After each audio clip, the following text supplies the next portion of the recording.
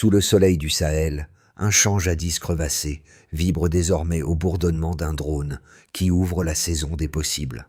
En quelques mois, des promesses longtemps importées se sont retournées.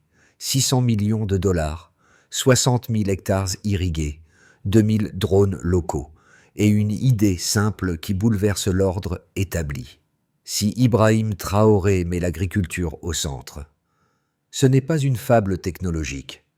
C'est une politique du libre arbitre, mesurée en pompe, en capteur et en dignité. Alors, pour vous, que change concrètement ce déplacement du pouvoir? Ici, maintenant, au Burkina Faso. Le programme de souveraineté agricole du Burkina Faso ne promet pas la richesse. Il promet l'équilibre. Ibrahim Traoré le répète, la dignité ne se mendie pas, elle se cultive. Derrière le chiffre massif de 600 millions de dollars se cache un pari risqué, mais fondateur, passer de la survie à la maîtrise. L'enjeu n'est plus seulement alimentaire, il est politique, culturel, presque existentiel. Si le pays réussit, chaque hectare deviendra un symbole d'indépendance économique. Mais si le modèle échoue, l'ancienne dépendance reviendra, plus pesante que jamais. Dans ce choix, le Burkina Faso teste la solidité de sa foi en lui-même face à un monde habitué à parler à sa place. Une question plane. La technologie africaine peut-elle devenir la nouvelle langue du pouvoir? Cette tension, entre audace et prudence, entre espoir et calcul, forge la promesse du projet. Que la main africaine redevienne celle qui nourrit, invente et décide. Le déclic n'est pas venu d'une révolution, mais d'un simple document administratif. Début 2025, le ministère de l'Agriculture du Burkina Faso publiait un rapport de 42 pages intitulé « Initiative pour la souveraineté verte ». Ce texte, presque technique, allait devenir la charpente d'un mouvement historique. Il y était écrit que 600 millions de dollars, jusque-là dispersés dans des contrats étrangers, seraient réaffectés vers des technologies nationales, ingénierie locale, formation, production d'équipements africains. C'était une rupture silencieuse, avec un demi-siècle de dépendance organisée. Ibrahim Traoré en fit l'annonce avec calme. Nous ne rejetons pas le monde, nous rejetons la faiblesse. Ouais, oh ce qu'ils se disent. Derrière ces mots se profilait une stratégie de souveraineté radicale, fondée sur 4 piliers: irrigation indépendante, mécanisation citoyenne, formation numérique rurale et alliance régionale. Chaque pilier avait son chiffre, sa promesse, son symbole. Le premier transformait plus de 60 000 hectares en champs intelligents, alimentés par le solaire et contrôlés par des capteurs IA mesurant humidité et acidité. Le deuxième créait une flotte de 2000 drones agricoles produits localement, capables de couvrir 200 hectares par jour. Le troisième offrait 4000 emplois ruraux, formant techniciens, réparateurs et codeurs agricoles. Le dernier liait le Burkina Faso au Mali et au Niger. Un triangle numérique de semences, de climat et de commerce. En apparence, tout semblait purement agricole. En réalité, c'était un manifeste géopolitique. Pour la première fois, le code du progrès appartenait à l'Afrique. Et si cette initiative réussissait, elle prouverait que la souveraineté n'a pas besoin d'armes pour exister. Les marchés étrangers y virent un geste populiste, les citoyens une libération. Ainsi commença ce que beaucoup appellent désormais la révolution des moissons.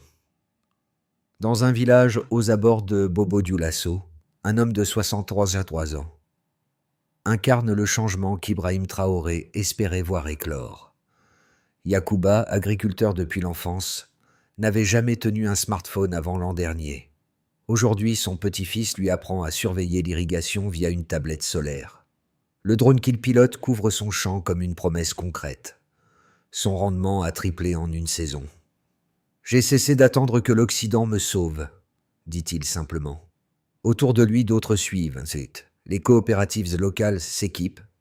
Des techniciens formés à Ouagadougou viennent calibrer les microvannes et les marchés commencent à préférer les engrais bio fabriqués à partir de minéraux nationaux. Ce ne sont pas des miracles, mais des lignes droites de progrès, lentes, tangibles, enracinées. Ce changement de posture compte autant que les chiffres. Dans un pays souvent défini par la sécheresse, voir l'eau circuler selon un algorithme conçu localement devient un acte de souveraineté. Pour la première fois, les paysans se sentent copropriétaires de la technologie. Le gouvernement d'Ibrahim Traoré a compris que le respect ne se décrète pas. Il se code, et chaque donnée collectée sur le sol burkinabé est une parcelle de liberté récupérée. Ainsi, derrière les drones et les capteurs se dessine autre chose. Une confiance nouvelle, faite de discipline, d'apprentissage et de fierté. Ce n'est pas une course à la modernité, c'est un retour méthodique à la maîtrise de soi. Et cette fois, personne n'attend la permission. Tout commence le 14 janvier 2025, dans la grande salle de l'Assemblée nationale. Ibrahim Traoré, vêtu simplement, déploie sur l'écran une carte. Chaque point lumineux y représente un futur champ irrigué. Le moment paraît anodin, mais il enclenche une onde qui traversera toute la région. L'activation se déclenche. En moins de 48 heures, les provinces du centre et de l'ouest reçoivent les premiers équipements. Des ingénieurs locaux, souvent formés à Moscou, supervisent les installations. Ce qui autrefois venait en conteneur d'aide sort désormais d'ateliers burkinabés. Le climax s'installe à mesure que les images circulent. Sur les réseaux sociaux africains, les vidéos de fermiers connectés deviennent virales. Les foules se rassemblent dans les places publiques de Ouagadougou. Les pancartes disent « Nous semons notre liberté ». Les slogans ne viennent pas des ministères, mais du peuple. Dans cette effervescence, Ibrahim Traoré apparaît non comme un dirigeant charismatique, mais comme un catalyseur. Ses discours rappellent que, en Guijon, la main qui cultive décide et qu'aucune nation ne grandit sous perfusion. Les institutions étrangères réagissent avec prudence. À Paris, un éditorial parle de « Paris populiste ». À Washington, un rapport évoque la fin de la dépendance docile. Mais le plus marquant se déroule sur le terrain. Des centaines de jeunes rejoignent les formations agrotechniques, remplaçant les uniformes par des combinaisons vertes. Dans les écoles, on apprend à coder les horaires d'irrigation avant même de dessiner les cartes du pays. Le symbole est puissant. Le savoir devient outil de défense nationale. Puis vient la répercussion. Les chaînes d'approvisionnement étrangères tremblent. Les importateurs d'engrais européens voient les commandes diminuer. Les prix fluctuent, les contrats s'ajustent, et une peur discrète s'installe dans les marchés mondiaux. Et si le Burkina Faso inaugurait une ère de production endogène en Afrique, pourtant, sur place, le calme règne. Ibrahim Traoré insiste sur la discipline et la patience. Chaque nation libre commence par un déséquilibre. Le nôtre sera productif. Dans les villages, les anciens saluent ce pragmatisme, tandis que les jeunes y voient une épopée collective. Ce n'est plus seulement un projet économique, c'est une pédagogie nationale. En quelques semaines, les drapeaux brandis dans les manifestations ne représentent plus la colère, mais la compétence. Ce glissement silencieux du symbole marque une victoire psychologique. L'Afrique n'attend plus qu'on lui dise comment réussir. Elle s'organise, calcule, ajuste, avance. Et dans ce mouvement, chaque goutte d'eau, chaque graine, chaque ligne de code devient un acte de résistance. Ainsi s'achève la première phase, celle où la technologie cesse d'être un luxe pour devenir un langage politique. Le ton du pays change, et dans ce changement, un continent entier commence à se reconnaître. Les chiffres ne sont pas des symboles abstraits, ils racontent un basculement concret. 3 indicateurs, choisis par l'équipe d'Ibrahim Traoré, suffisent à mesurer l'ampleur du mouvement, la réduction des importations alimentaires, l'augmentation des rendements et la création d'emplois ruraux qualifiés. Le premier repère est le commerce extérieur. Avant le lancement du programme, le Burkina Faso importait près de 40% de sa nourriture. 1 an plus tard, ce taux est descendu sous les 25%. En valeur absolue, la différence représente environ 2 milliards de dollars réinjectés dans l'économie régionale de l'AES. Ce n'est pas seulement une économie de coûts, c'est un transfert d'autonomie. Chaque tonne de maïs ou de mil cultivé localement devient un vote silencieux pour la souveraineté. Le deuxième repère est la productivité agricole. Dans les provinces pilotes, les rendements des cultures irriguées ont augmenté de 300% sur une seule saison. Derrière cette croissance se trouve la précision algorithmique de l'irrigation et la diffusion des drones. 2000 appareils produits dans les ateliers de Kédougou. Chaque engin, alimenté par des stations solaires locales, peut traiter 200 hectares par jour. Ce chiffre, autrefois théorique, s'est transformé en métrique de fierté nationale. Le troisième repère est l'emploi et la formation. 45 000 postes ont été ouverts pour les jeunes diplômés ruraux, techniciens, réparateurs, de logiciels, analystes de données. Ces chiffres, modestes en apparence, dessinent la trame d'une nouvelle classe moyenne. Dans les centres d'apprentissage, la fierté se lit sur les visages.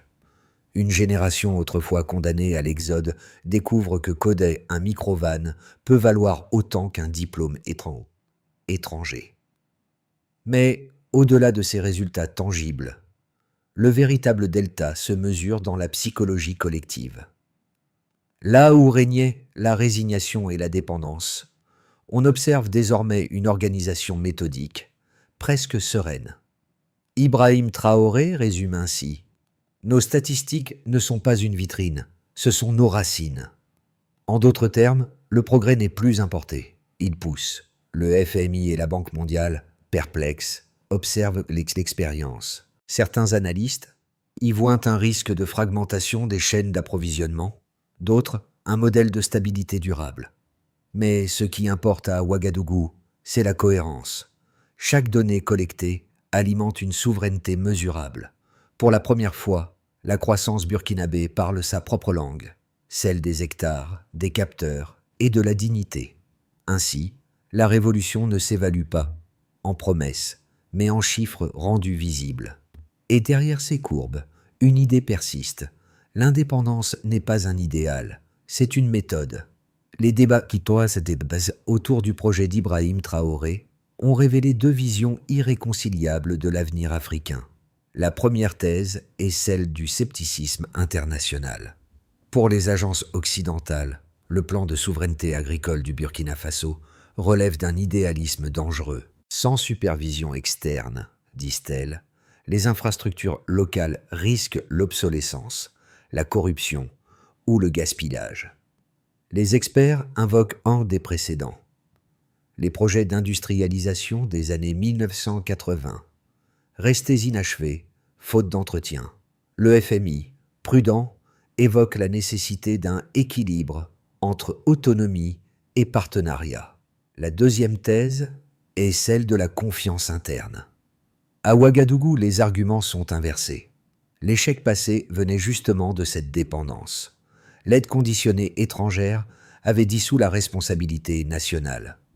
En redirigeant les 600 millions de dollars vers les ateliers et les universités locales, Ibrahim Traoré ne rejette pas la coopération. Il en redéfinit les termes. Nous ne refusons pas le monde, nous refusons la tutelle, martèle-t-il. Entre ces deux positions, les données tranchent. Les premières statistiques du programme montrent une croissance agricole de 11% sur 6 mois dans les zones pilotes, tandis que les importations d'engrais chimiques ont chuté de 18%. Ce n'est pas un miracle, c'est une démonstration de faisabilité. Le risque existe, mais il devient calculé, mesuré, assumé. Les opposants à l'intérieur du pays, eux, soulignent d'autres fragilités.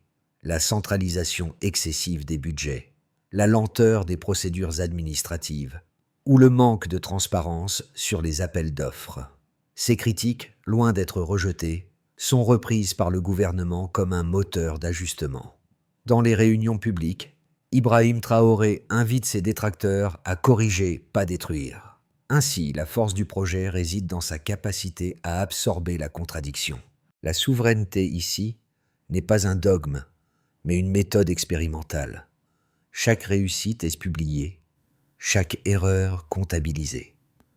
Ce réalisme lucide, nourri de chiffres et d'humilité, transforme une utopie en protocole. La Terre répond enfin. Ces 4 mots d'un agronome de Ouagadougou ont marqué le milieu de l'histoire. Ils résument tout. La technologie cesse d'être un rêve importé pour devenir un dialogue avec le sol. Ibrahim Traoré le sait. Le moment charnière d'un projet n'est pas celui des chiffres, mais celui où les citoyens y croient. Dans tout le pays, l'atmosphère change. Les journaux ne parlent plus de plan gouvernemental, mais de réveil collectif. Dans les villages, les enfants suivent des cours de codage agricole. Dans les mosquées, on prie pour la pluie et pour la compétence. Même les critiques admettent une mutation silencieuse. Le discours de dépendance s'efface derrière celui de responsabilité. À ce point de bascule, une autre vérité émerge. La souveraineté ne se décrète pas depuis un palais, elle se construit à la main. Une pompe, une graine, une ligne de code à la fois. Le Burkina Faso ne se défait pas du monde. Il redéfinit la coopération selon ses propres termes. Et si cette lucidité inspire d'autres nations du Sahel, alors la révolution d'Ibrahim Traoré n'est plus nationale. Elle devient contagieuse. Les résultats ne se mesurent plus seulement en hectares, mais en mentalité. Le Burkina Faso d'Ibrahim Traoré vit désormais une recomposition silencieuse que 4 grandes sphères traduisent avec clarté: les nations, les entreprises, les citoyens et la région. Sur le plan intérieur, la réforme agricole a inversé la hiérarchie des priorités. Le budget public, autrefois dépendant des subventions extérieures, consacre désormais 18% aux programmes technologiques locaux. Dans les zones rurales, l'exode des jeunes diminue. Les départs vers la Côte d'Ivoire ont chuté de 22%. L'État y voit une victoire démographique. Chaque jeune qui reste devient un technicien plutôt qu'un migrant. Les petites et moyennes entreprises burkinabées connaissent une renaissance. Des ateliers d'ingénierie à Bobo-Dioulasso exportent déjà des pièces de drones vers le Mali. Les recettes fiscales locales, stagnantes depuis 10 ans, ont augmenté de 14% au premier semestre 2025. Ce ne sont pas encore des chiffres révolutionnaires, mais des fondations stables. Les coopératives agricoles utilisent des logiciels de gestion développés à Ouagadougou et l'idée d'une économie de la dignité prend forme. Produire n'est plus une dépendance, mais un acte civique. Le changement le plus profond reste celui des valeurs. Les fermiers se perçoivent désormais comme les premiers ingénieurs du pays. Dans les écoles, les enfants apprennent que nourrir, c'est protéger. Des programmes télévisés diffusent les réussites de villages modèles. Les figures locales remplacent les consultants étrangers. Nous avons appris à nous écouter, disait récemment un professeur de l'université de Koudougou. Dans cette écoute, une société se recode. L'onde de choc dépasse les frontières. Le Mali et le Niger ont signé avec le Burkina Faso une charte d'interopérabilité agricole, partageant brevets et formations. L'alliance AES, longtemps symbolique, devient un réseau de production intégré. Les importateurs européens y voient une menace. D'autres pays africains, un modèle. Des délégations venues du Ghana et du Sénégal visitent désormais les centres de formation burkinabés pour s'en inspirer. À travers ces 4 cercles, une logique commune s'impose. Le pays s'alimente, s'éduque et s'équipe par lui-même. Ibrahim Traoré n'a pas bâti une forteresse, mais un écosystème, un espace où la compétence remplace la dépendance. Le Burkina Faso n'exporte pas une idéologie. Il démontre que l'autonomie peut être une politique publique. Et dans ce frémissement collectif, chaque succès local devient un précédent continental. L'avenir du Burkina Faso, tel que le conçoit Ibrahim Traoré, ne dépend plus du hasard, mais du rythme d'apprentissage collectif. À partir des signaux actuels, 3 trajectoires se dessinent. La voie stable, la voie ascendante et la voie contrainte. Le programme de souveraineté verte se consolide sans rupture majeure. Les 2000 drones en service atteignent leur rendement optimal, les coopératives se professionnalisent et les importations de semences reculent encore de 10%. Dans ce scénario, le Burkina Faso devient le premier modèle d'autosuffisance alimentaire partielle du Sahel. Le défi reste logistique. Relier durablement les centres de données agricoles aux zones rurales éloignées. Le Mali et le Niger adoptent pleinement la même architecture numérique. Une plateforme commune de prévision climatique voit le jour, financée conjointement. Les rendements régionaux progressent de 25%. Une ceinture verte AES émerge sur la carte. Les partenaires asiatiques offrent des bourses de recherche et les capitaux privés africains entrent dans le jeu. L'Afrique de l'Ouest se dote ainsi de sa première infrastructure agrotechnologique intégrée. Ce scénario exige une discipline budgétaire sans faille et un consensus politique durable. Si les pressions étrangères s'intensifient, sanctions commerciales, retard de paiement, hausse des coûts d'importation, le Burkina Faso devra activer des plans de substitution rapides. Des laboratoires nationaux reproduiraient les engrais bio, mais la tension sociale pourrait s'élever. Ibrahim Traoré prépare cette éventualité en appelant à la patience productive. Chaque difficulté serait traitée comme une étape d'apprentissage. Dans tous les cas, une vérité domine. La souveraineté agricole n'est pas une destination, c'est un protocole. La réflexion que propose Ibrahim Traoré tient en une équation simple. Si la dignité coûte, alors payons-la nous-mêmes. Le risque du présent devient le prix du futur. L'histoire du Burkina Faso n'est pas seulement une affaire de chiffres ou de politique. C'est une transformation intime, vécue dans les foyers, les écoles et les champs. Là où l'aide étrangère distribuait des promesses, Ibrahim Traoré redonne un sentiment d'utilité. Dans les villages, les familles se rassemblent le soir autour des tablettes solaires pour suivre les prévisions agricoles. Dans les villes, les jeunes partagent des tutoriels de réparation de drones, comme autrefois des chansons. Les jeunes ruraux découvrent que la technologie n'est plus un luxe urbain. Chaque code entré dans une application agricole devient un geste de citoyenneté. Ils ne cherchent pas à partir, ils construisent. Les femmes, les entrepreneurs, dirigent des coopératives de semences locales. Leur autonomie financière s'élargit, leur rôle social s'affirme.